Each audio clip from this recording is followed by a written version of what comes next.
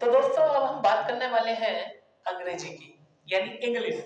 जैसे कि आपको ज्ञात है कि इलाहाबाद हाई कोर्ट में आपका 25 नंबर की अंग्रेजी आएगी। तो हम बात कर रहे हैं कि अंग्रेजी के कौन कौन से चैप्टर से प्रश्न बनने वाला है।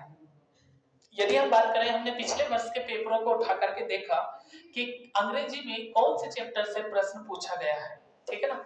तो देखिए यहाँ पर मैंने एक चैप्टर नहीं लिखा, उसको भी लिख लेना पैसेज, ठीक है। आप लिख लेना पैसेज, ठीक है। लो मैं यहाँ पर लिख देता हूँ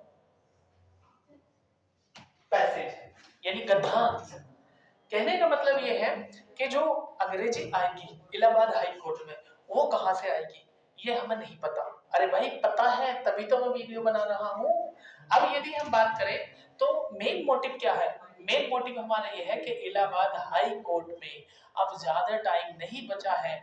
आज है 21 दिसंबर और 4 और 5 दिसंबर को हमारा पेपर होने वाला है। चाहे वो स्टेनो का हो, चाहे क्लर्क का हो, चाहे ग्रुप डी का हो, चाहे वो ड्राइवर का हो। सिलेबस तो सबका सेम ही है, 25 की हिंदी, 25 का मैथ, 25 की इंग्लिश, 25 का जीके जीएफ।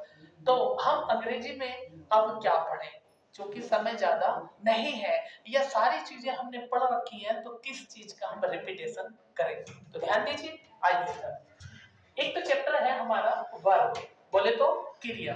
क्रिया चैप्टर को आप अपने ढंग से सही तरीके से पढ़ लीजिएगा। आपने पढ़ रखा है तो इसको रिवाइज कर लीजिएगा, क्योंकि यहां से प्रश्न पूछा जाएगा।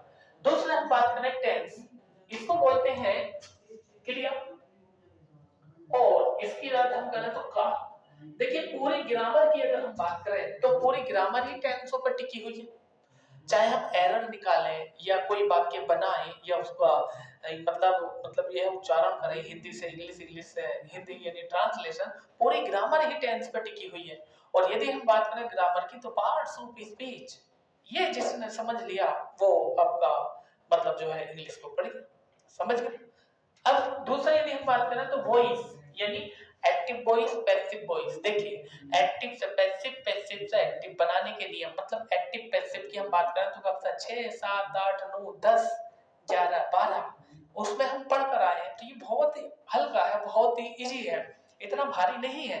तो आपको एक्टिव पैसिव वॉइस आनी चाहिए। यहां से भी 1 से 2 क्वेश्चन आपके पूछे जाएंगे, ठीक है। इसके बाद यदि हम बात करें तो नरेशन, मतलब डायरेक्ट इनडायरेक्ट की बात कर रहा है, तो डायरेक्ट इनडायरेक्ट आपसे आना चाहिए। 1 से लेकर के 2, कम से कम 2 नहीं तो 1, 101% आएगा। क्यों? क्योंकि हमने पिछले साल के पेपरों को एनालाइज किया है। अब तक इलाहाबाद हाई कोर्ट के जितने भी एग्जाम हुए हैं उनके पेपरों को हमने देखा और तभी हम यहाँ पर वीडियो बना रहे हैं कि यहाँ से क्वेश्चन आया है और बनने के चांसेस हैं। इसके बाद यदि हम बात करें तो यहाँ पर लिखा हो preposition, very very most important. क्यों? क्योंकि यहाँ से तो 101% लिख के रख लो, लिख के रख लो, यहाँ से प्रश्न आएगा ही आएगा, ठीक है।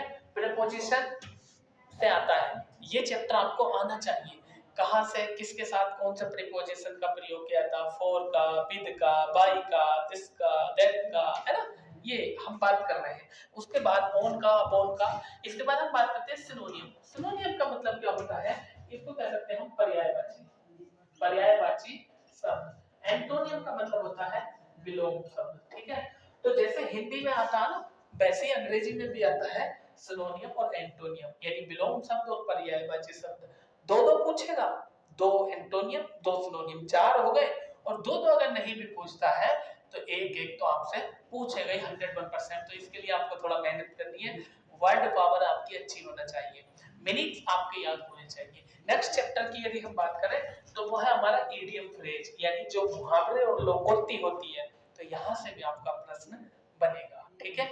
कम से कम एक तो 101% आएगा ही, लिख के रख लो, मैं बता रहा हूँ जो मैं बोल रहा हूँ। अगर वो नहीं आए तो आप मुझे कहना कि सर आपने झूठ बोला था। तो आपका इडियम फ्रेज से भी 1 से 2 क्वेश्चन आएंगे। इसके बाद अगले चैप्टर की यदि मैं बात करूं तो अगला चैप्टर हमारा आर्टिकल।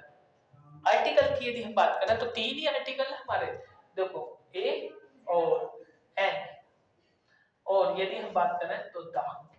आर्टिकल 2 प्रकार के होते हैं, डेफिनेट एक इंडेफिनिट।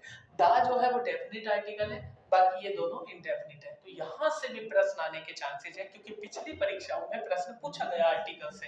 तो ये आपको पढ़ लेना, बहुत भारी नहीं है, 1 घंटा नहीं लगेगा, आधे घंटे में पूरा चैप्टर खत्म हो जाएगा। इसके बाद हम बात करें नाउन। नाउन का मतलब क्या होता है? नाउन होता है आपका संज्ञा, और ये होता है प्रोनाउन मतलब सर्वनाम।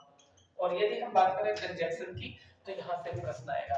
तो दोस्तों नाउन एरर में आएगी, प्रोनाउन एरर में आएगी, कंजंक्शन आपको एरर में आएगा और फिल इन द ब्लैंक में आएगा। ठीक है, फिल इन द ब्लैंक में कंजंक्शन आएगा, आर्टिकल आएगा और आपका प्रीपोजिशन आएगा। ठीक है, ये 4 चैप्टर ऐसे हैं कि फिल इन द ब्लैंक में आ जाते हैं, यानी खाली स्थान की पूर्ति करना। और एक यदि हम बात करें तो ये लिखा मैंने पैसेज, 13वें नंबर पे क्या लिखा मैंने? पैसेज। पैसेज की यदि हम बात करें तो आपको इंग्लिश की कुछ लाइनें देगा लिखी हुई, जिसको हम हिंदी में गद्यांश बोल देते हैं, और उसी में से छांट के आपको प्रश्न देते हैं। ये बहुत महत्वपूर्ण है। यदि हम बात करें तो इस पे अगर देगा तो कम से कम 3 और नहीं तो 4 या 5 प्रश्न इस पे देगा, और अगर नहीं भी देगा तो आपको इलाहाबाद हाई कोर्ट में अब ज्यादा समय नहीं बचा, क्या पढ़े, इतना पढ़ लो और आपका काम कंप्लीट हो जाएगा। तो दोस्तों मेरा नाम वीरेंद्र प्रताप सिंह, चैनल को सब्सक्राइब कर दो, वीडियो को लाइक कर दो। आप एक बार इसका स्क्रीनशॉट ले लीजिए और देखते हैं आगे क्या होता है।